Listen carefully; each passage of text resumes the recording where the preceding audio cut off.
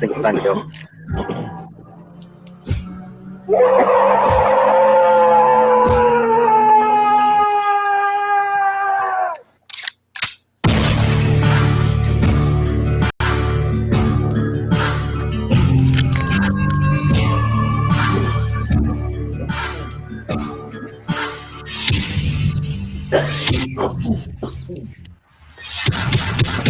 From the hills and hollers of southern Indiana to the Lone Star State of Texas, we are the hunters of the paranormal. Truth seekers, mount up. Howdy, everybody. We're back with the Hunters of the Paranormal, and we have an awesome guy on here tonight. This is Brian Bowden, and he is an extraordinary guy. He's been in this for a long time. He's got a lot of knowledge. Well, thanks for having me on, guys. Hey, thanks. This is an honor, man. Hey, this thank you. Yeah, honor, and thank you for coming on short notice. Me, because it's the first time we're using Telegram, which is a great platform for this. So, 2 thumbs up, Freedom Land. I love the freedom. Freedom Land. I love it. I love the freedom part of it. That's why I come over here. I saw people arguing back and forth in different chat rooms over on the other platform, and I was like, I'm done with that. We shouldn't be arguing about it. We should just be talking about it, because nobody knows the answers. Nobody's an expert. You might be closest thing to an expert, Brian, but no. There's no see, this is the problem. There's no experts in this field. Zero. That's right. Well, there are people that are more informed, maybe because they work in a black project, or they've gotten to somebody quicker than you have. But there's zero experts. There's not one person that's non-governmental that I'm aware of that's in possession of any type of UFO craft or entity. Not one. So we're all on a playing field here. It's between experience and it's what you've experienced and what you've read and what you've learned, and that's it. No experts. Yeah, you know. I agree. Just in 2 years, it's hard to imagine that further down that rabbit hole I've been, and it's like that's what drives me. That's what drives me. Brian, is like, man, I want to know more and more, and then why am I digging myself further deeper down? But that's, I guess, the mysterious of it, and it's all about the truth for me. I want to know the truth. Yeah, exactly. Like I've seen the thing.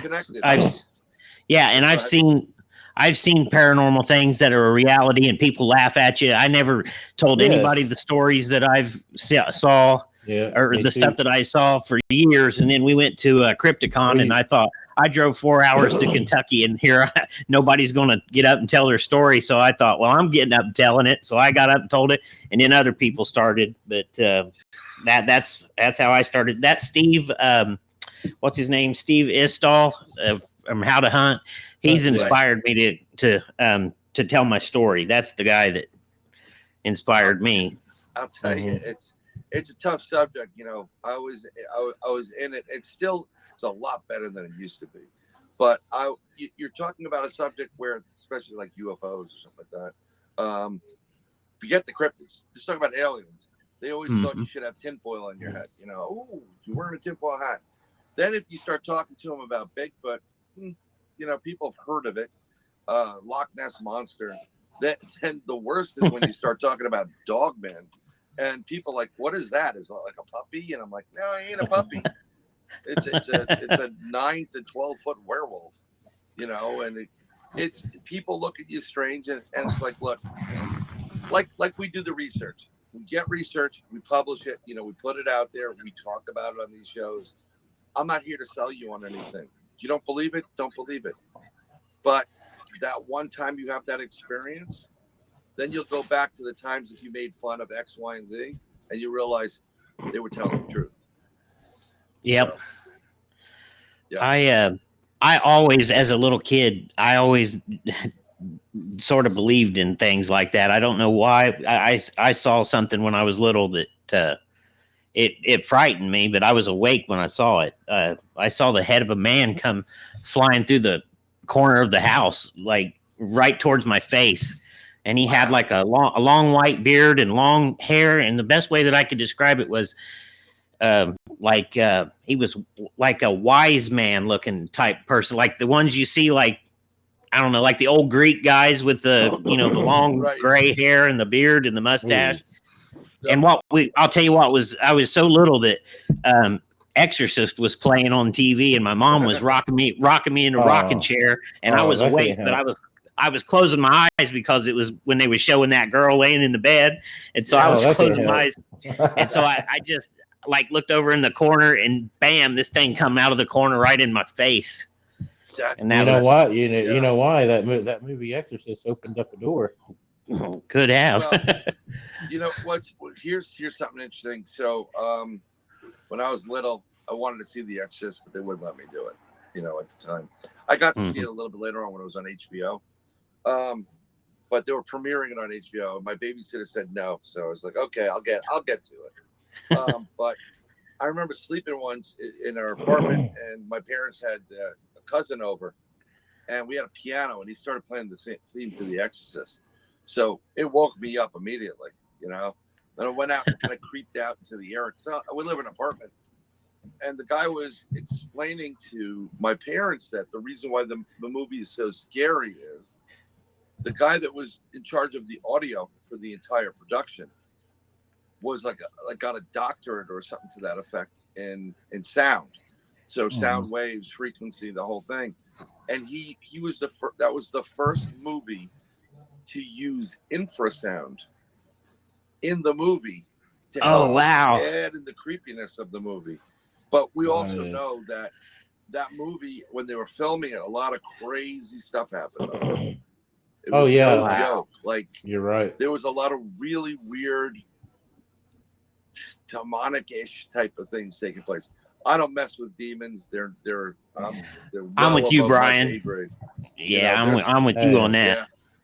So when I used to believe in all that stuff, and then when it happens in front of your face, that's a wrap for me. Especially with the when I told Lee about my Ouija board experience. My brother was joking. I didn't partake in it, and I was only like 10, and I sat on the couch, and I was like, I felt like y'all are wrong. Don't be poking fun at, even at 10, I knew this. And my brother's 14, 15, and all his friends started dabbling with it, right? Yeah, and all of a sudden, I got this, Brian, I swear, I got this feeling of like a demonic presence telling me to get out of the house, like, get out now, and they didn't feel that. The one playing, my brothers and friends didn't feel that. I did. It was like the fear manifested, and it was like 12 o'clock at night, and my ass stayed out front for like hours before I went back inside. Yeah. It's what you do is you're playing with something and you're letting things in. They say it's Grandpa Fred, but you don't know. No, and then what happens is no one knows how to close it properly. So now you open the door to wherever. Not only that, mirrors do the same thing technically. Yes. But that's a different story. But when it's just not worth playing with. It's stupid. What's the other one? Bloody Mary. Yeah, I never. That creeped me out. Is that the one where I think they look at a mirror and they look at a mirror, name, like say it 3 times. Yeah. You don't understand. Mirrors are portals. Mirrors. It's very interesting. I have kids, and I remember when my oldest was really young. For a whole year, she slept in my bed with me and my wife. And I remember where my bed is, on the opposite side, we have this like dresser and then a mirror. And we were reading her a book, and she looked in the mirror, and she was like looking right at something. And I watched her, and I knew exactly what she was seeing, something in the mirror. What she was seeing, I don't know. But that's the reason why she's been in bed with us for over a year at the time. So, be careful, because you never know what you're going to let come in.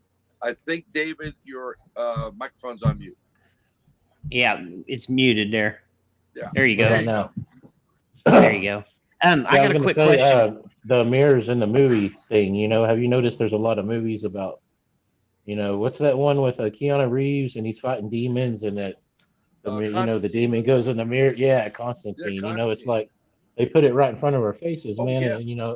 And that's another show in the future. But all these movies they're throwing our face. But I always thought that was when I first saw it, I was like, wow. And then I heard more people talk about it, like in the paranormal aspect, and I'm like, okay, jumping into mirrors, are they doorways? Are they portals? Are they a I way think they're in? doorways. Are they? I think they're a way in and out. I'm not sure.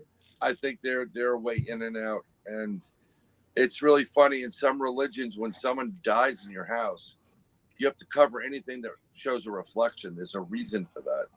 It's because at a certain point you're vulnerable to the same thing Yes. that took place. So you cover the reflection. So it's not about vanity. It's about protecting your ass from having something come through the mirror and grab you. Yeah, I had a really good Catholic friend, and she asked me about these things, and I didn't know what to tell her. She just knew I was a Christian person and knew Right. somewhat stuff about that, and I didn't know what to tell her. And all of her coworkers thought she was crazy, and that's not cool, No, man. you know what? Just not. It's very interesting. Before humans were here, there were other entities on this earth. Before God created light, and I'm not going to get into the whole spiritual thing, but God said, "Let there be light," and the light bearer created the light. The light bearer, who was devoted to his father God, when God said I'm making man, put it down there, and then when God said, "Listen, you're going to be subservient to these men," and the light bearer said, "Nah, I'm not going to do that. We're better than them, and I've done everything you've done," and he cast them out. So that's why you get Lucifer. So that was like the first reality-based family feud. But before that whole, I don't mean to laugh, but that's funny. if you look at, I always use the Holy Michael, Archangel, the Michael prayer, and it says, protect us from all from the devil and all evil spirits that prowl seeking the ruin of souls. Yeah. All evil spirits. It's not just the devil or demons. It's other evil spirits. Saint Michael, right? Was Holy Michael, the Archangel, defend us in battle, be your protection against the wickedness and snares of the devil. May God rebuke him. We humbly pray, and do thou, O Prince of the heavenly host, by the power of God, thrust into hell Satan and all evil spirits. Heck yeah. We might need to ask Sir Brian to end us in prayer later. No, I can. I'm an ordained minister. Hey, cool. I like that. But I don't play around with that stuff. I pray to God, and I believe in God, and I do whenever too. I do anything, I just engulf myself in the white golden light of God to protect me. That's what you should do all the time. Not just when you're investigating. If you really want a horror movie, Dave, and just go outside. Walk outside right now. Absolutely. Walk outside tomorrow, and you'll see the horror. You don't have to tell me. Yeah. All you got to do is go to Walmart. They could have Walmart part 1, 2, 3, 4, 5, 6, and 7. Exactly. It would be like the horror genre of the upcoming slasher movies. Yeah, it's kind of like every time I go to Walmart, I just think of Ben Kenobi telling Luke Skywalker, the most scum and villainy that's ever found in this earth. Welcome to Walmart. And then you go in and there's Yoda greeting you. Yeah. Exactly. Where's the hand and the lightsabers? We have a blue light special on lightsabers today. Hey, Brian, I got a quick question for you. Do you know about I think it's called semantics, where they use the sound waves to create they hit it with different frequencies and the sand moves and it makes patterns with the sound. Do you think that that's how they use that's part of the technology they're using for the crop circles? I think it's a little bit part of it, but not fully part of it. There's a couple of good videos that were found where these orbs, this massive energy came up, and they were just in the field, and then they had a camera watching this. It came down, and they just zoom around the field. They're hovering over certain things in the field, and all of a sudden you see the wheat lying down, and then they go back into the field after it's done, and there's a crop circle. It could be a kind of, using sound frequency or infrawaves, to do this type of stuff. But we don't really know, Yeah, it's never been, it could be. I mean, you got to think about it. It could be government tested, and then what's the biggest thing is, oh, it's a crop circle. What's immediately everybody's going to think, oh, a hoax. So they got the perfect cover up already. If they want to go out there and try all these designs and orbs and the video, yeah. I think I know I'm talking about the video you're talking about. It was amazing. Yeah. But I've seen the guys that said they've hoaxed it, and it's really not that difficult. Oh yeah, with the board right, and all you that. Can do it. I mean, and you can do it pretty well where none of the stalks are brand. It's just stepping down and things. Yeah, but that's just the conspiracy theory in me wanting to believe that they're real, and then maybe they're using this cover up because they know the masses will believe it, but. Once I saw what they could do with the plywood or that board and they're stomping on it, I was like, wow, okay, this is real. They're making all these weird geometrical shapes that just blew me away. I don't, what I think it's I think there's a portion that is hoax, but there's some really complex crop circles which go through acres and acres of land. That is true. And in order to do that, you'd have to have a team of individuals to do it. There's no way. You'd have to have an army to do it. Not only that, and sun up to sundown. There's no way. You'd have to be coordinated. You'd have to be coordinated. You'd have to say you're going to take this, so many feet by so many feet, and it would be hard to connect that. The one, where the radio tower is, I'm not sure. It was over, I think it may be England or somewhere.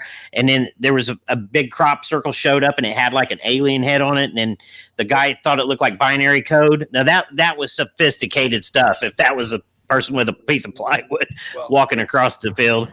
Right. That's very sophisticated. And I like the binary code because the symbol that they created was an exact replica of what we sent out in Voyager. But that's common information. If you know what you're doing, you can research and say, you know what, I'm bored today. I'm going to put a crop circle up there. I'm going to use different helix for saying that we have 3 versus the 2 and the chromosomes and the numbers, because no one would know. But I like that one. I really like that. I did too. And I think it's more valid than people think. I think so. Maybe they're like 90% hoax and 10% real. You never know. They come all the time. It's Wiltshire is where most of these take place. And there are energy vortex there, but they're not the only place that has. There's crop circles, there's ice circles, there's snow circles, there's sand circles. Throughout the world, this is happening. So I don't think there's like a group on Facebook, Crop Circle Group A. We're doing the England. I just don't see it. So I saw that footage of that you were talking about, where the those white orbs or discs or whatever came over the field and then created the crop circles. Did that look like reverse footage to you, Brian? Did you kind of think that it was maybe reverse footage? It almost had a reverse footage feel to me. Like, I don't know. It's funny you said that because it's very interesting.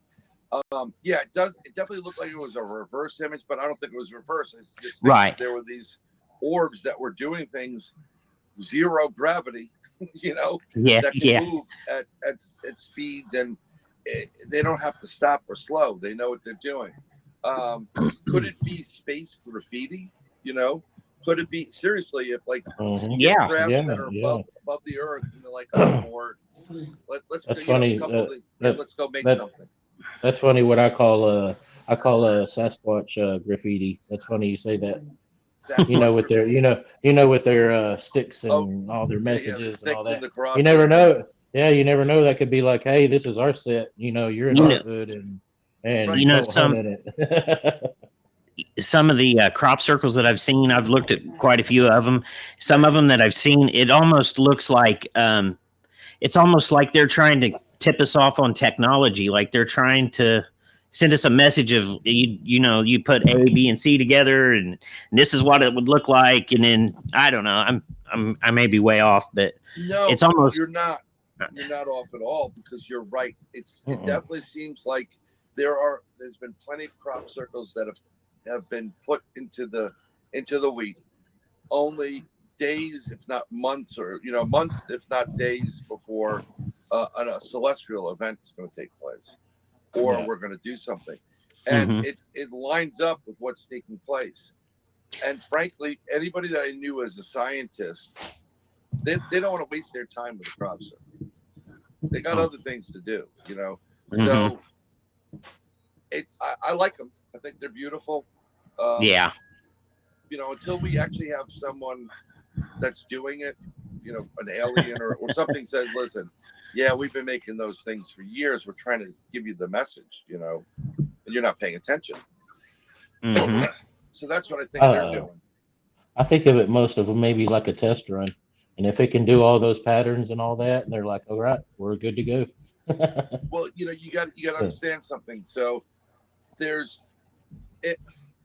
you noticed the last couple of years, archaeologists have been finding things in digs that were like at the levels like 3 million years or whatever it is, but they're finding things that like watches, gears, unusual stuff, technology. Wow, that should not be there. You're talking about the watch they found in the tomb over in China.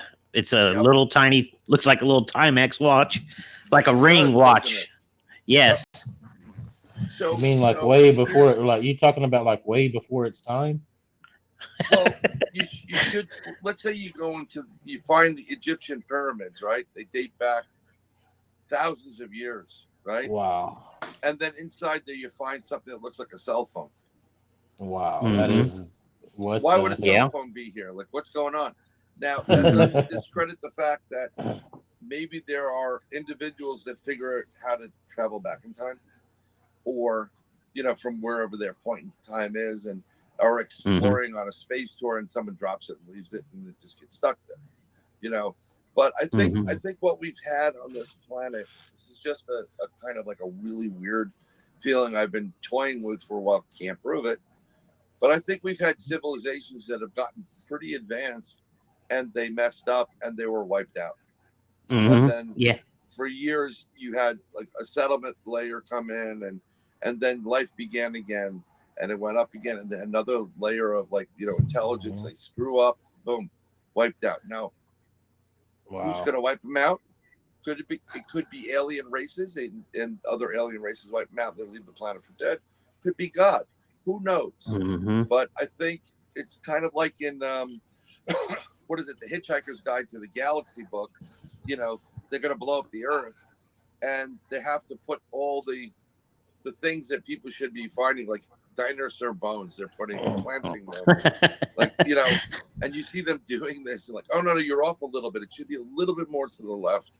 Who knows what happened? I think we're at a point right now where we've advanced to a certain point, but we've so corrupted, being the powers that be, not everybody, and we're ripe for a clean slate. Absolutely. Yeah.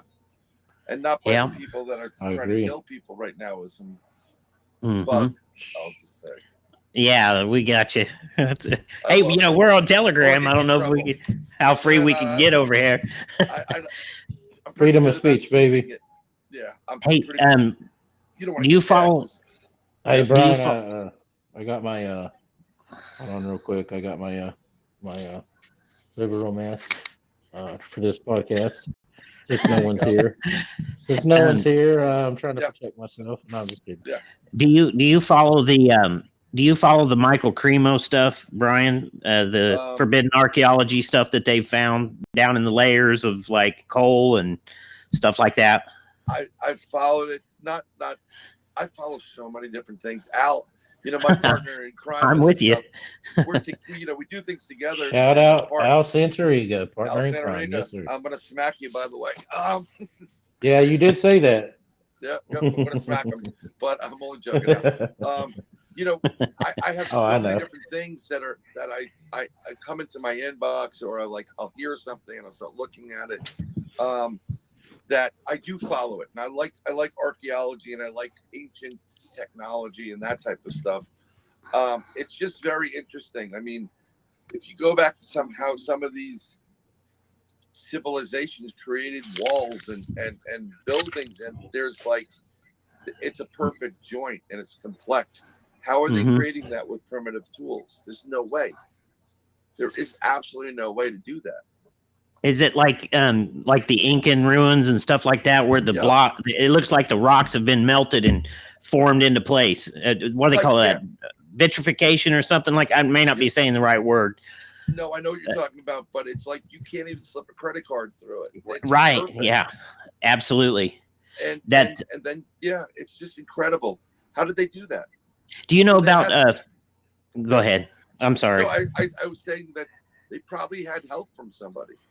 There's no way that they could be doing this with what they had. Do you know about a story about Father Crespi down in South America? The Indians brought him. He was a Catholic, I think, a Catholic priest, and Jesuit. Yeah, I believe so. And he was into archaeology, and he befriended the natives. They loved him, and they would bring him artifacts of there's a picture of him with a giant crown above, like they're holding this giant crown up. It's just huge, like a giant would have wore it. And then they have like a large guitar type thing. I guess some museum went down there and stole all that stuff from him. Well, yeah, and someone was talking about giants before on Facebook with a lot of our mutual friends and stuff. I posted a video that they just recently uncovered a giant in the ground. And I love that stuff, and I love the stories about giants and the Nephilim and the relationship to the giants. The strange part about that. Oh, I'm sorry, Brian. I keep interrupting. No, not at all. Keep going. I think Neil Armstrong or one of the astronauts went down there where Father Crespi was, and went into a cave system in there where there was it looked like stuff that giants had built inside the cave, and. But why would an astronaut have a vested interest in going in to seeing where these giants were, unless they were seeing something like that in space, maybe? Well, it's really if they it's very interesting because these guys. There's only one astronaut that was really speaking up about the crap that was going on, that hinted to it, but these guys went into space, and there's a famous line when they went into space. They went to the moon. They noticed something was up there. Some of the transmissions were cut off because from the public from hearing and seeing, because it's we got aliens here, right? They knew they were there, and then when they sent another mission up there, I think it was you can hear the audio. I don't know where the audio is right now, but you can hear it. They said, Houston, Santa Claus is here. And they meant, Santa Claus, wasn't Santa Claus. That was, that was humans not humans, but entities, beings. So, I mean, they've seen some stuff that must have blown them away. If you go into, it's the story about the Grand Canyon. And there's a cave in the Grand Canyon that someone went to a long, long time ago. Kincaid. Yeah. Yep. And that's the Smithsonian. He found these giants in there, but they were Egyptian artifacts. And I mean, it was like a big temple and massive size type of furnishings and swords and stuff. And the Smithsonian came in and cut that out because if there are giants on the planet, right, or were or still are, then the narrative that everybody in power tells you is bullshit, right? It proves the Bible's right. Exactly. You took the word out of my mouth, Lee. the Bible is right, and if you want to learn a little bit more about it, I suggest you read the 3 books. Books. Hey, I was going to say something here about the astronauts referred to Santa Claus. Yep. Santa Claus is in the North Pole. Maybe they knew these things. Maybe that had a base up in the North Pole, and that's what they used to. Mm-hmm. Yeah. Yeah. So, it seems to be all the powers that be go down there and make a lot of decision. Has a lot of decision making meetings down there. Not. I don't know if it was Trump's administration or Obama towards his end, but at one point, very recently, a whole bunch of people started traveling to Antarctica out of nowhere. Mm-hmm. Almost everybody went to Antarctica. Mm-hmm. So I know why. Why is that, David? I'm sure you do too, Brian. The underground bases for the I'll just say it rhymes with delete the delete the elite. Well, I think they've discovered a lot of stuff there. Mm-hmm. Well, I mean, if a global if a global thing was really going to happen and they wanted to get the heck out, well, yeah, I could see a lot of people. I could see a lot of people going and being like, "Hey, what's this place about? Let's go check it out. We'll be safe." And God only knows what else they got, because me and Lee were talking on another show about how we could hear stuff underground right now. I mean, I'm telling you, Brian, I can hear stuff underground probably once or twice a week, and I mean it is so. It is. I mean, it shakes obvious. The pictures on the wall, man. Yep. So they're digging those tunnels and those bunkers, and if they're not drilling, they've already done that. This is like, what man, I understand, it's just, and I can't. Again, another thing I can't prove, but this is. I got to get that on video. Yeah. There are, if you look at the map of the U.S., I mean, going through Texas from the north, from Canada all the way up, there's several different freeways, like freeway-sized tunnels that travel. They can travel to any state, anywhere they want, and they have, with ease, without any problems. Exactly. Back when I was a kid, we used to see military convoys all the time, like in big lines of convoy, equipment and stuff going down the highways. Yeah. And now you don't see them at all. And I heard that it's because they all travel underground. The last time I saw that, Lee, ironically, was probably, this is weird. I saw that a week before 9/11 happened, and I'll never forget it. I remember I was like, I haven't seen a whole road of just traffic stopped and all this military, and then all of a sudden 9/11 happened. I was like, might have been a coincidence, but we might see 3 or 4 every now and then, like moving. Oh no, this was like stopping I-70, traffic and nothing big. We watched for like 10 minutes, at least 15 minutes for this convoy to go through. In the New York area, every once in a while you'd see massive caravan of military troops. New York, that's scary enough. Alone. Yeah, big troop carriers, some bigger guns and whatever, and but a lot of them going in the same place, and my dad would say, "Oh, they're probably going on maneuvers," but you don't see it as much anymore. You do see every once in a while, maybe 3 or 4, going doing their thing, but that's it. Brian, your show you had, I don't mean to change the subject, but I was going to mention this to you. The show that you had about that guy that went to the crossroads and sold his soul to the devil. Oh, yeah. The crossroad thing, I was going to tell you that we've got a friend here that my wife goes to church with, and she's a self-proclaimed witch. And believe it or not, she goes to church.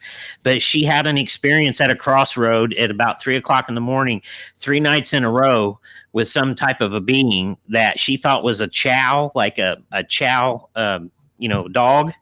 Right. Yeah, and she said this thing was like a big fur ball, rolled up on the side of the road, and she's into rescuing animals and stuff. So she stops the car, gets out, goes over to where this thing's at. It's gone. So then the next night she comes back, she sees it. she's looking in the rearview mirror. She's watching it because she's like thinking it's running off, and it's somebody's hit it or it's hurt. So she's backing up. She's watching this thing in the rearview mirror, and it disappears. And before she gets out of the car. So then the third encounter she had with it, she stopped. She could see it on the side of the road again. She got out of her vehicle, and this particular crossroads, there's a like a street light there, but then there's like a little grove of trees where a house maybe sit once at one time, and it they bulldozed it out, but then some trees grew up, and so she's out there, whistling, here boy, come here, here dog.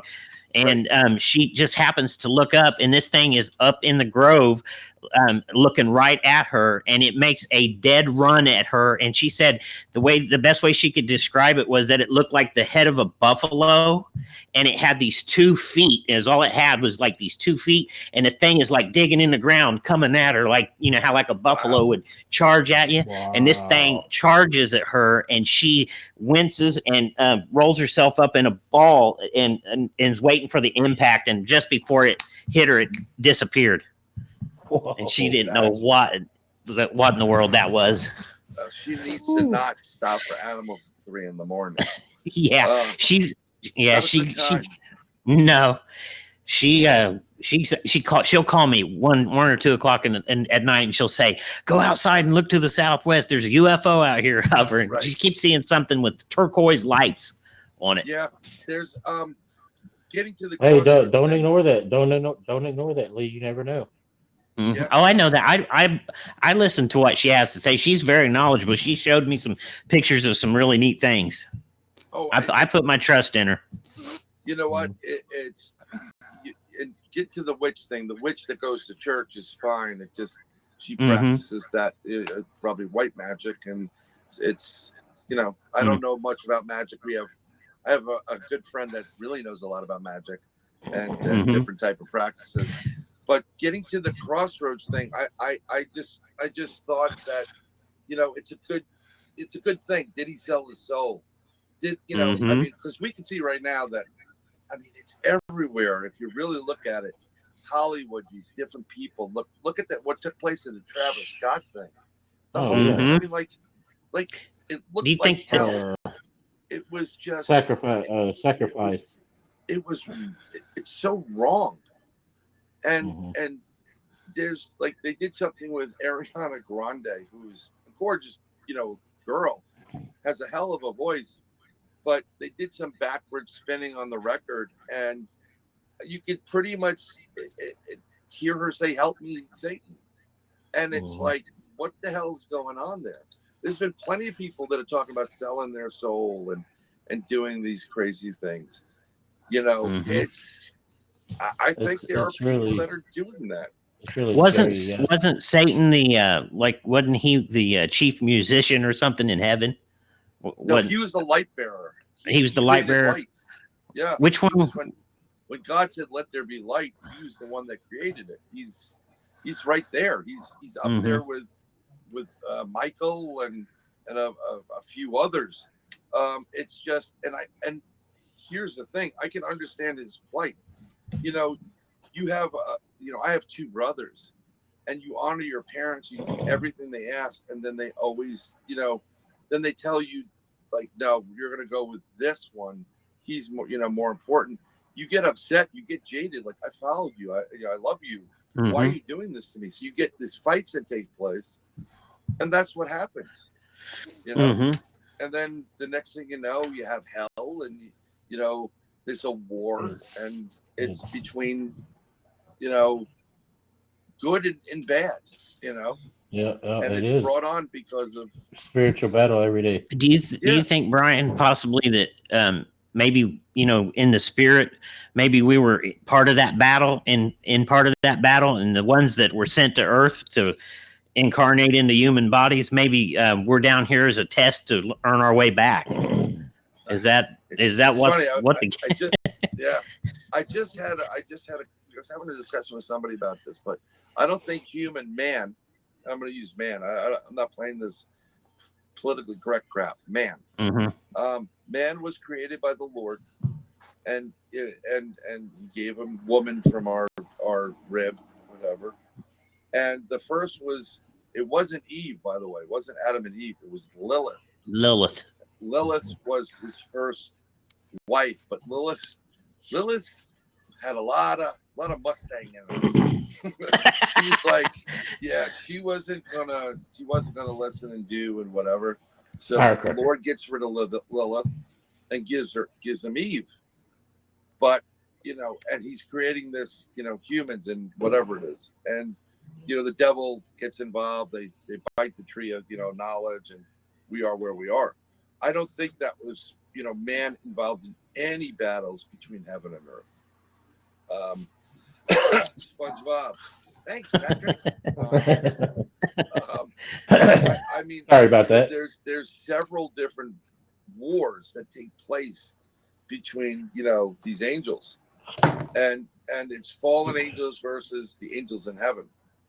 And absolutely, it's one of the greatest badass angel ever was Michael. Michael's no joke. He's like he's when God says, Michael, take care of it, he takes care of it. Gabriel, there's a lot of them that do it. But these are brothers fighting brothers right now. You want to talk about a civil war? You have it right now. Up there. The spiritual civil war. Right. But when you're cast out and you got nothing, you'll do whatever you got to do to survive, right? That's right. And that's crazy, Lee. That dream I told you about the war going on, and in a couple of years on our own turf in our own country. Mm-hmm. For some reason, when I had that dream, there was like a spiritual aspect to it too. Like, when you have a dream, there's things weird that don't make sense. Well, everything made complete sense. It was, I have it's very rare for me to have a dream so vivid, and especially when you wake up and you remember all of it. The smells, the cracking of the bones, the screaming, the people fighting, and what was scary was I woke up in tears, and I was like, okay, I basically got on my knees and started praying and repenting, and I was like, our time is coming. I don't know when, but I took that as a message from God. Well, you know what? That when you wake up from sleep and you can remember things in detail and smells and tastes, that is not a dream. You are having an experience. And if you know anything about getting into the Judeo-Christian aspect of things, God always has witnesses. You may have been a witness. You may have been foretold as a witness. This is what's going to come. There is a battle going on right now between heaven and hell, good and bad, good and evil. I know there are plenty of people that have abilities that are God's given abilities. Remember, God made you in his image. Just so you know, not to say that you're a God, but you're made in God's image. God has given you abilities, and some of it deals with psychic abilities or precognition, using your third eye, the connection to the the higher realm. Even though the Lord said, don't go to tarot card readers or whatever he said in there, you shouldn't do that, but you don't have to. That's what I think he was saying, is you don't have to. You have the ability to do this. You have ability to connect to the Lord any place you are, no matter if you're in a church or a synagogue or a monk or any place. And you have the ability to foresee these things. And if you are with one with God, we're not all perfect. We make mistakes. But in general, that's for God. You'll be dealt with once you get to heaven. But I think there is a war coming, a big time war, and it may involve a war with man and angels fighting on the same sides. So I had a dream. If I could share it with you, I think it was a message. I think it was a message from God, honestly. But I had this dream that me and my dad was standing on this lane, and we were standing. This lane where we were standing at, there was a field beside it, and then there was this white shed sitting there. and I could hear these helicopters coming, and I recognize these helicopters like they sounded like the helicopters, Russian helicopters, and me and my dad are standing there and we're watching them come in, and I looked at my dad and he looked at me and I said, "Oh my God," I said, "they're going to come here and they're going to get everything that we've saved up," because it was like we'd stored up all this stuff, to have like a bug out location and everything, and they were going to come and get it. Well, immediately that dream changes, and I'm standing on the edge of a cliff, like the Grand Canyon, and my sight zooms in across the canyon, and I can see this white thing going up the side of the face of the canyon, and it's like a sheer face wall, and this thing's going up the side of it, and I hear this voice in my in the dream. It zooms my vision in, and I see it's a mountain goat going up the side of this hill or the cliff, and it said, this voice told me, it said, although a mountain goat lives its life amongst danger and stress, it never worries because of its sure-footedness. And I think that is a message for this time right now that we're living in. Yep. And Absolutely. And the place where I had the dream is where I'm living at now. Think about that, Lee. I was not living there. I was not living here when I had that dream. Yeah, we can't take these dreams for granted. It's not a coincidence in my book. They're just too real. Yeah, they are very real. I mean, and not everybody has them. A lot of people have dreams and they're weird and all that. And I tell people about mine, and they're like, "Man, really? You have those?" And it's like I'm the odd duck out. But I'm glad when I hooked up with Lee, he told me he had those dreams, and then I'm sure you have too. And I don't know if that's where it fits or whatever, but I've been having them since I can remember, and I don't. It's lately.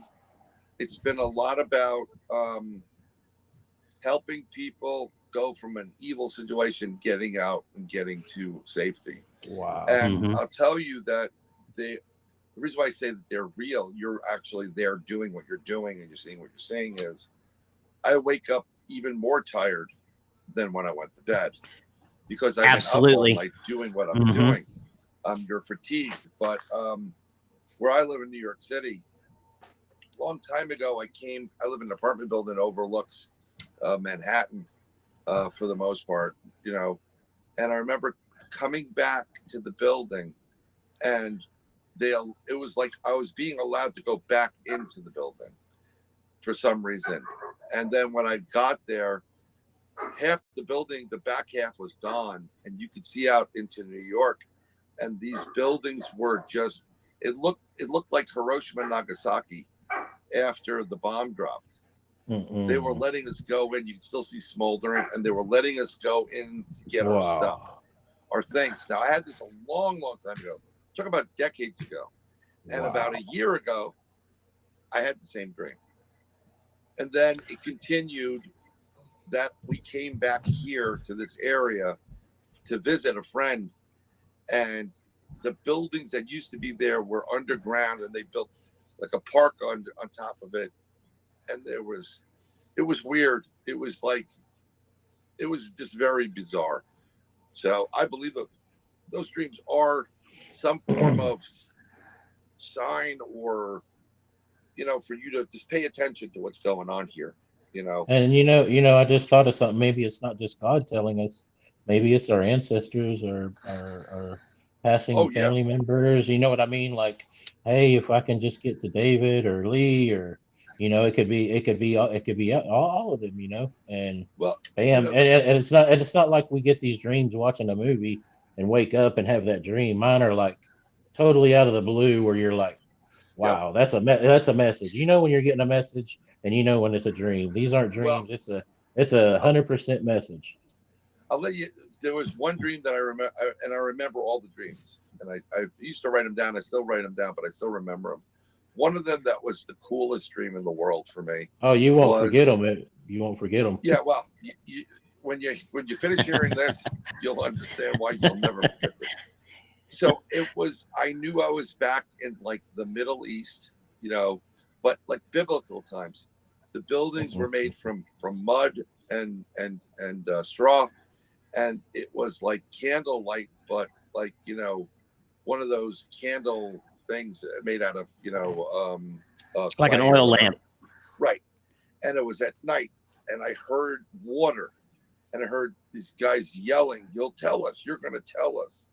And so I looked out this area, like no one was out in this corridor, and I saw this light coming from this open room. It was like a rectangular opening, no doors on it. And I kind of looked in, and against the wall where I was, there was a spear, looked like a Roman, spear. And you kind of walked in a little bit because there was a wall there, walked down the stairs, and then if you turn to the right, the room would open up.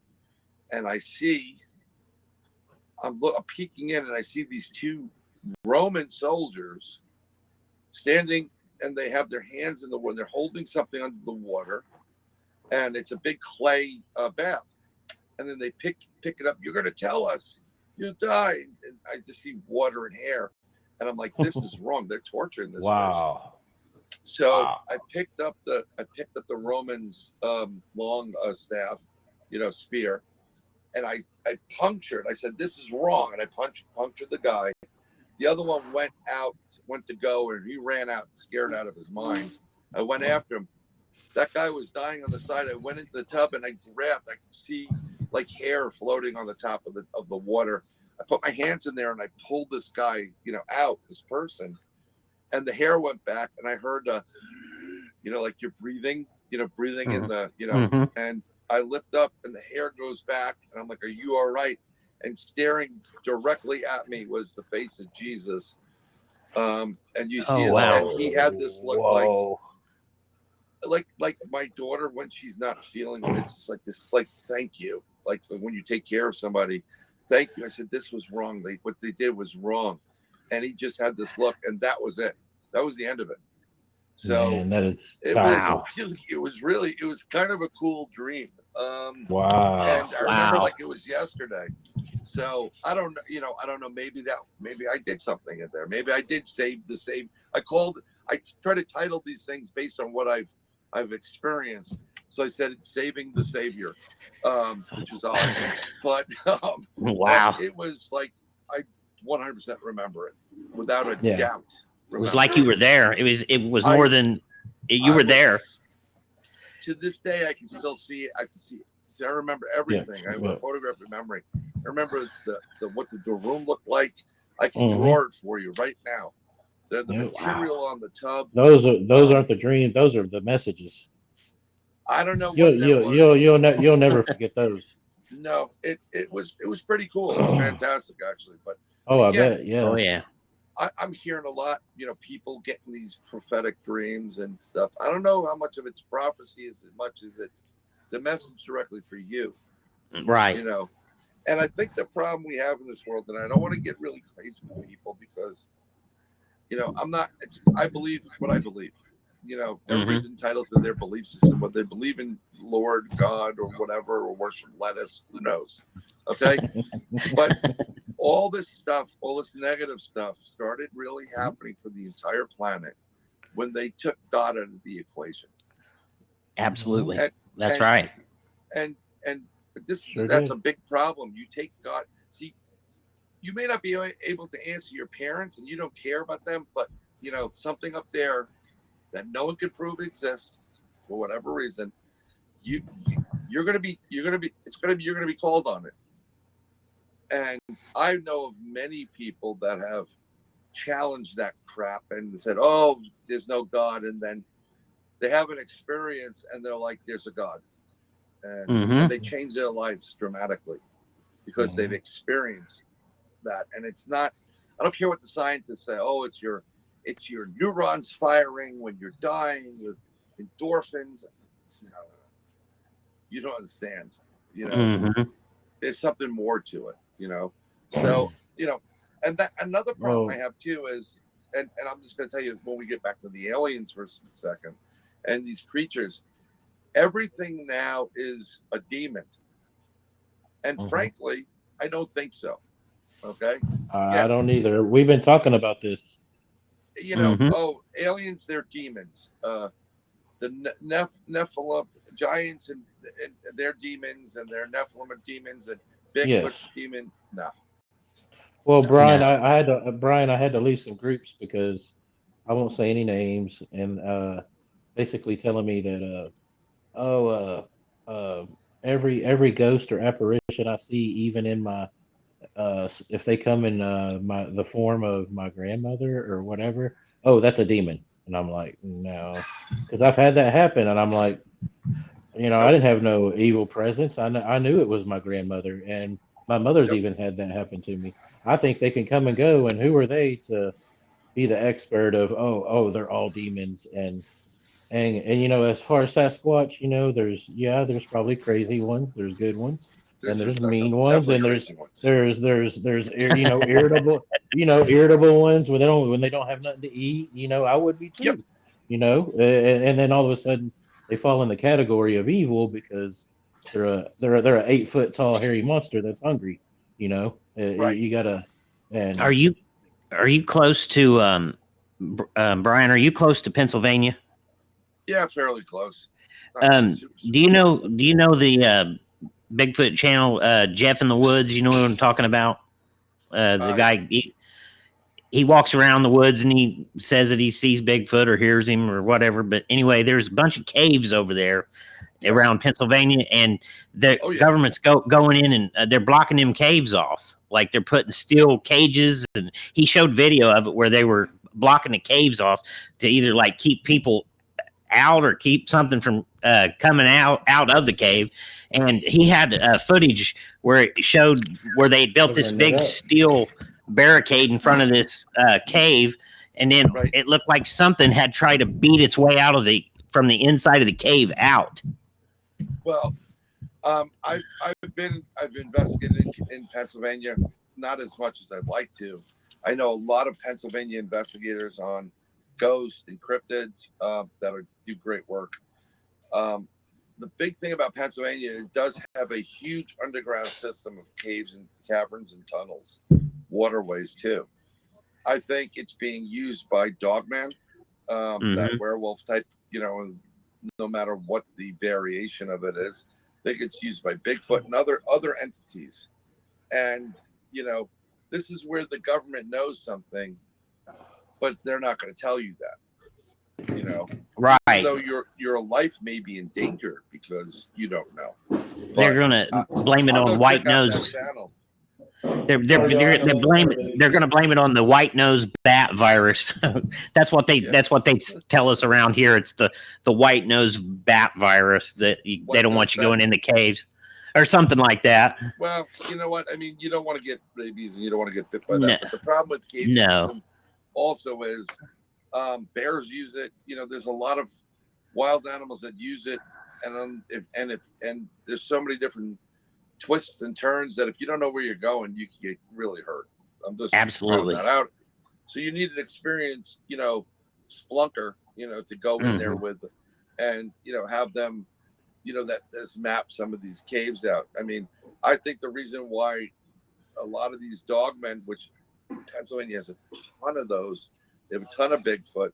I think the reason why they pop up here and there is because of the cave system. So maybe there's some validity to that. I mean, I'd have to find out which Jeff it is, and you can send me a link to that. I'd love to take a look at it because I think it's Jeff Into the Woods, I think is his name. Okay.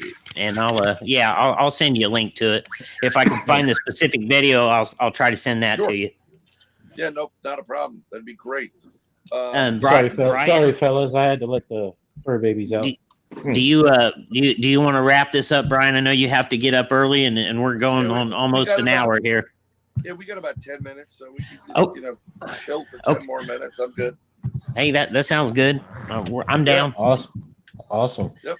More than happy to come back too if you want to do something else. Oh, sure would. Sure would. Part two, always. Part 2 would be great. Or the double trouble duo with Al and Brian. So you get him out. You know what? I don't think Al's on Telegram. I don't think Al could figure it out. So I'll get him on Telegram. I thought it was hard. If I can figure it out, I know he can. I keep telling him to use it because he got 3 days in the hole on Facebook, and he makes fun of me because I've gotten like a couple of 30 days, jail sentences and 3 days a week and whatever. He goes, keep posting the stuff. You're going to be in jail.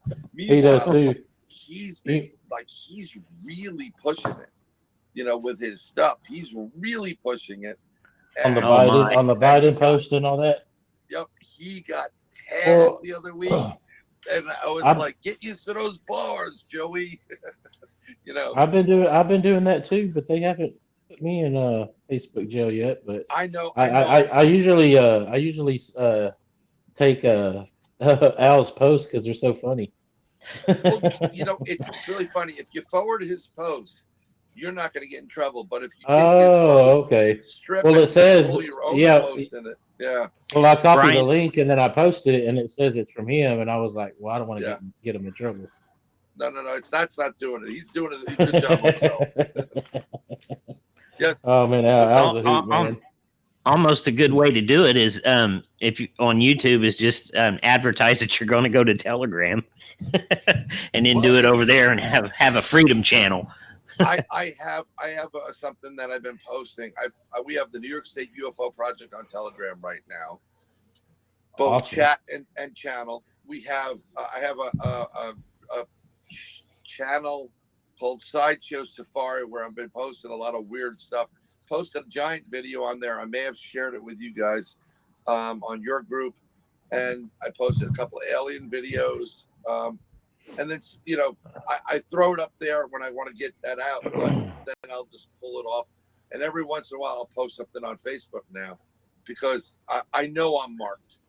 They used to give me a status update on my thing where I could go check your status, and I was always yellow, which meant my ass is in the air, crosshairs of all these people. But I'm not gonna, I'm an American. I'm not gonna be silenced on communist book, Hey, we grew up on muscle cars and cheeseburgers, man. Don't mess with us. Drive through. God bless the USA, and that's it. Absolutely. That's what it is. And anybody that tries to change it to anything other than what it was founded, republic, it's freedom and choice. You know what? You don't have to agree with all the choices people make. Mm-hmm, I don't understand why people need electric cars. But they do, that's something. Hey, think about it. You die on the side of the road with an electric car. What are you going to do? Push it to the freaking charging station? You know what I'm saying? Find one. Yeah. I got stuck going in Florida, right? I was in Florida when they had the gas line. Florida and upset. Right? Florida and upset. No, I'm just kidding. So I couldn't get back up. Oh wow! Because I could get to a certain point, and then from like North Carolina up to New York, it was like no gas, so it would have been like stuck. And I got kids, so I was at a hotel down there, and I said, "Well, whatever, we'll extend." And they understood; they let it extend. I had somebody going, "Ha, you're stuck. I have an electric car," and I said, "Jackass, you know that you need oil to turn the turbines to make your precious electricity. Mm-hmm. So what are you laughing about?" And he stopped. He just he thought it was really funny, but it's like, no. You got him. Yeah. Yeah. Oh man. No, electric cars, the hell with that stuff. No, forget it. Do you know what a gasifier is, Brian? A gas fire? A gasifier. This thing is called a gasifier. You can burn wood, and it condenses this wood smoke into what's called syngas.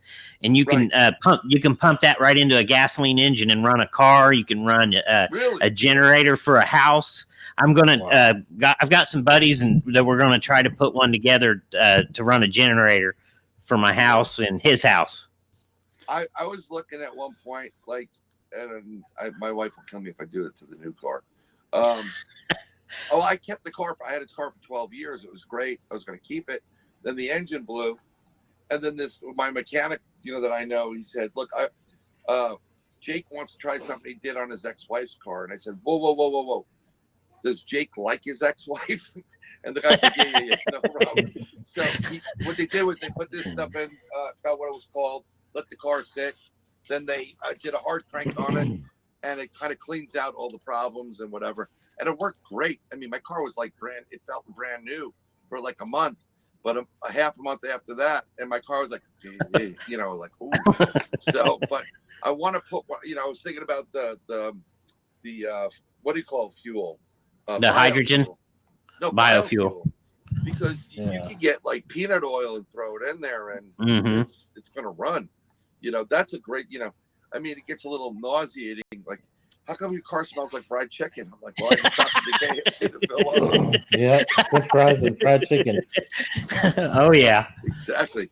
Chinese food, Like, whatever. wasn't there a guy that invented it to where it could run off water, and then like he's dead, something happened? Yeah, exactly. Like what? Really? Like a month later, he died from it. Was his name Stan Gordon or something like that? Or but I know who he's not dead. a coincidence, because you know by silencing him, he it basically silenced I work with a lady.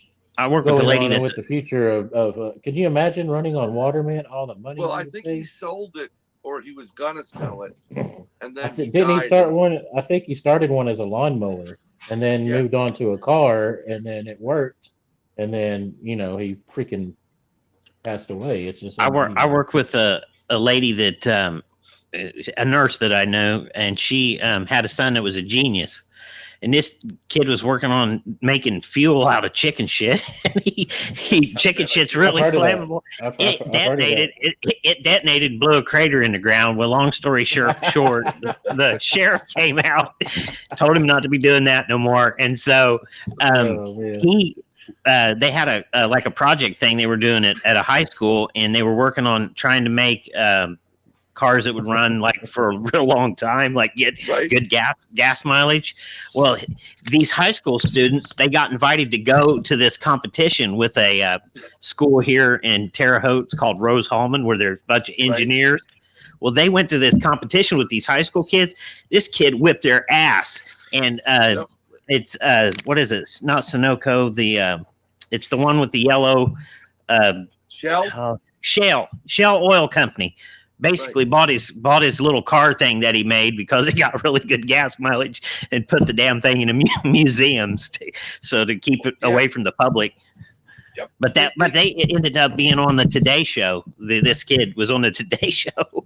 These people that invent these new engines and whatever runs on this or that, the car manufacturers as well as the oil producers will buy it because that's competition. And I'll tell you what, I'll give somebody $10 million or something like that. Silence because everything. They're happy to get $10 million and no one gets that car. And then when it comes time for us to put that technology out, we already own it. So it's a win-win. We have all this technology we could be using right now. Free energy. You could grab energy out of the thin air right here. Tesla was talking about it. But they can't charge you for it. See, if you can't make money on it, they're not going to do it. I was going to say, with the technology we have now, imagine the cars we would have, and they would last forever. But they're not going to do that. They're the not first thing do that because you need insurance, you need money, you need to sell cars. It ain't going to happen, But it could happen. I'm saying they could probably make a car last forever, just like the the old light bulb that burned forever. And they're like, oh no, we can't have this. Right. Obsolescence. Yeah. I mean, if you have the Japanese were the ones that really took the automotive industry and really enhanced it. They were the ones that came out with the aluminum based engine, aluminum and ceramics, and those engines. If you give it the proper oil and you do oil changes here and there, and like 3/4 diff and some other stuff to it, they will last for millions of miles. They will. Wow. It's just a fact. Yes. The problem is, my car when it went, it had 12 years, 200,000 miles on it. It was a Honda. There was a lady that comes in to the place. She has 750,000 miles on her Accord. And she goes, "You think I need a new one?" I'm like, no. It works. but they don't want it. They want to, they want to sell stuff to you. I mean, I remember when I was born, my dad bought a TV set. Yeah, that's what he did. My mother was giving birth, and I'm gonna go buy a TV. But that TV set lasted for like 36 years. I changed the bulbs every once in a while. It was an RCA. Yeah. Big, I mean, it was and heavy. that would cost what? Back in the day, $3.50 to repair. Exactly. But the guy would charge about $25 for the repair. But right. But still. And it was like, oh, you need a new, you need 3 new tubes and whatever, and fine, go ahead, put it in.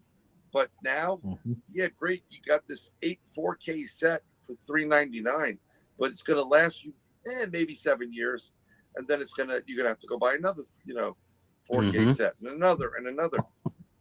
It's insanity what we're doing here. I don't know if you knew what they were doing to the farmers, like the new tractors that have come out, like the new combines. They've put a computer program in these new combines to where the farmers can't work on them themselves. Before the farmers could go on and work on them themselves, and now they're talking about doing that to the car manufacturer. The cars, to where you can't work on them yourself. They're taking it out, that option out from you. Right. Which is I don't like the computers in the car. First of all, my new car will break. It's really funny. So it brakes for you. It will. It'll drive a little bit. I don't trust that. It'll swerve. It'll slow down. It'll turn itself off. Turn itself on. And someone said, "Isn't it great?" I said, "No, it's like being married." Yeah, the only brain you want working in your car is your own, right? It's this one, right? Yes. You don't need another woman going turn right on this road, and then busted. Oh, you missed your signal. Yeah. It's just like I was driving, and all of a sudden, there was a car that was turning. It was a little bit. I was nowhere near that car, but I guess based on the calculation and the speed, it went beep beep beep like an emergency, like I was going to crash into it. I wasn't anywhere near it. Another thing is they have that thing where if you go over the line, it beeps, right? Yeah. But they have some of these things where the lines are there. You're in between the lines, but they use like some Cresol or whatever, and they sealed some of the roadway, and it detects it as a line, so that now it's beeping when you're in the lane. It doesn't understand the concept. It's just very black and white. It's like if you're going this fast, there's something there. I know that you should be stopping. I'm backing up and to a spot, and there's like there was a spot, then there's a grassy little knoll there, then there's like cars coming into the park, the shopping center, and as I'm backing up, it goes beep beep beep, and it breaks my car. I'm like, stop breaking my damn car! I'm nowhere near this car. I can appreciate this, but it's not perfect. It's not perfected. Yeah. I would never, I could not, even though I got tired driving sometimes at night, I could let someone else drive, like a computer drive the car. Are you kidding me? No way in hell.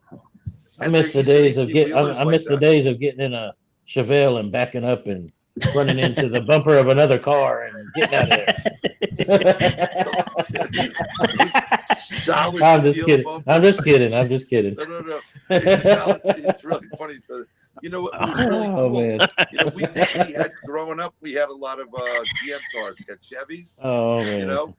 And what was cool about any GM car was that you knew exactly what was going to go. Eventually, your temperature gauge was going to go. Your fan belt was definitely going to bust on a Chevy.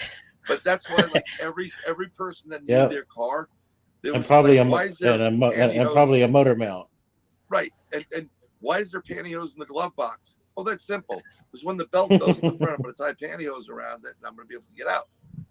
There's certain fixes. Hoses from hoses. I mean, it's like it's so much easier than now. You got to go in, you hook it to the computer. The computer says something, which may or may not be the case. I mean, it's just it's. Well, what's really sad is our older generation. I don't want to say older, but like my grandfather. imagine him in a car like today, and on the side of he wouldn't know how to work none of that, and that's dangerous to me. But, You you know, know, I, keep it original. You know. my grandfather would have been like, "This is interesting. This is very nice. Wow, that if you showed him the stuff that's in there, this drives me nuts. In my car, I have push buttons for reverse neutral drive, right? Yes. Okay. I've And seen that. my father used to say, "Oh, I had a Chrysler and had a push button, whatever it was." Okay, great. But I don't have an emergency brake anymore. Well, I do, but it's automatic. It's the car does it. Now, let me tell you something. From someone who's driven cars before, like you guys have, there are moments when you need to use an emergency brake to slow your ass down. And I have. And like, Trust me. you have no brake, so you're at the mercy of the car, But yeah, my father would have liked all the lights on it, and because we had this purple thing that goes throughout the car. It was whatever, it's all bells and whistles for stuff. We don't need any of that, But you could probably change a lot of stuff on the old cars, couldn't you, Brian? Like the alternators and the starters and all that. You know what's crazy right now? So in my neighborhood right now, if you have a Honda CRV, you're gonna have all 4 tires stolen. Back then they were easier. Okay, no, you can steal. They're stealing everybody's tires right now from the CRVs. Oh, wow. Another thing they're stealing is catalytic converters. Yeah, that's a big thing right now. All the I'll say tweakers that's what they're going for right now. Oh, because they got platinum in them and whatever. But yeah, we get off. Yeah, my apartment complex got hit with like 10 or 12 in one night, and I mean, they're on and off, and they're out. They made it like a felony around here, where they were cutting them off. And there was a guy that was doing one, not in my neighborhood, but where my brother lives in Westchester, and the guy he had the car up, he slid under the car, he was cutting the caddy converter, and the homeowner caught him and took the jack out. Did it kill him, or did it just trap him? I think it really effed him up. I don't know, but I'm sorry to say it, but you know what? Do the crime all the time. Karma. Yep. That's right. That's what it is. Absolutely. But gentlemen, I'm good. Yeah, I think it's getting a little bit late for me, and I got. All right, buddy. So. Hey, thank you for showing up, man, and sorry for the short notice, man. And we really appreciate you. We were talking about you, and like, man, we wish he would come on. And then Al too. We were trying to get you both on, and then Al was like, "Oh, get Brian on. He'll talk your ears off." And Al just did. But, hey, what is it? He did Carlitos last night. I think he stalked out for a little bit. But hey, let's set some dates up. Okay. I'll let you know when I get Al on Telegram and to set some dates up. And cool. Then, we'll come on. I mean, it's an easy thing to do. Awesome. The one thing that you don't have is all the chat going through, because we can't see that. But I'm sure that I think you can do that in the groups. You could do that where. Well, I think we did it on Telegram on YouTube, and you can set it up, but I'm not sure. There's a thing on here on Telegram called Disclosed TV, and they keep running these shows on theirs. And the way theirs are set up, it's like an audio chat room, and it's like you don't see the people on there. They may have a video option, but it's got like where our microphone is here, where it's like lighting up on the screen. It has a little man with a hand that he raises his hand if somebody in the chat room wants to talk, and then you just click the button. Cool. The admin people that are doing the show, like 3 of us, would be able to unmute it so that he could talk to us, so that the guest could talk to cool. So it's like somebody's raising their hand and you can call them out. That's cool. I was going to shoot him a text message to see how to do that option on here. I'm not sure. I haven't looked through all the settings to see how to do it, but they say that you could have 1 million viewers listening to you all at once. And that'd be nice. Yeah, they said I was looking it up tonight. It's Telegram 8.0 2.0 or something like that, and mine's all updated, so it has that capability to do that. Well, I want to be able to do live stream, StreamYard, and I want to be able to stream to Telegram as well as to YouTube and Facebook, so that I can get things going on all of it. Big platform. But I would like to do that too. Well, I've been, if you don't mind, I've been posting the show on Facebook on my groups, so that way. Post whatever you want. You got my groups: New York State UFO Project, UFO Roundtable, Bronxville Paranormal Society. You know, we'll take it. Bronxville, Bronxville is Al and yours, right? Yeah, it's that's our that's where Al and I met. Okay. I'm going to put this over on YouTube, Brian. Is that okay with you? I'm good. To share. Yeah, okay. Yep. I appreciate it. Hey, it was good talking to you. Yeah, send me a link and definitely send Al a link because he'll share it with everybody. So. Yeah, we were stoked. Hey, we were stoked, man, and thank you again so much. Absolutely. No problem, I had a great time. Thank you, Brian. Pleasure. Thank you very much. Have a great night. I'm going to leave. You too, buddy. Adios. All right. Bye. God bless. Wow, David, awesome show. Hey, I think that was our best so far. Thanks for reaching out to him and making it happen, David. That's awesome. He kind of surprised me and was like, win right now, and I was like, oh shit, I need to get hold of Lee because he's down. And man, we covered a lot of stuff. Al was right. He said, get a hold of Mr. Bowden, he'll do one, and he sure did.